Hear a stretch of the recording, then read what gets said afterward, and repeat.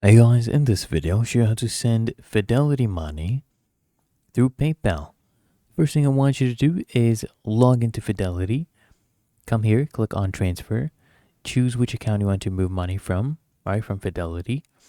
So choose this one, for example, Fidelity account, and where will the money be transferred to? So come here, choose your bank account that will be linked to PayPal. So we'll choose this one, okay?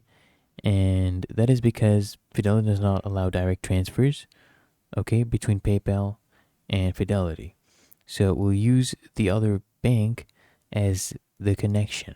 So you enter your transfer details, enter the amount, and then hit continue, okay? And then review transfer details, hit submit. Now once you're in PayPal, you can come here, click on add money, or you can click on pay and get paid, and then come here, click on money, tap here on add money, choose your bank account, say this one, and then click here on add money.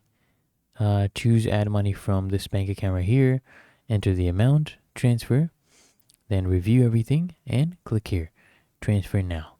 Okay, so you can see, really that easy.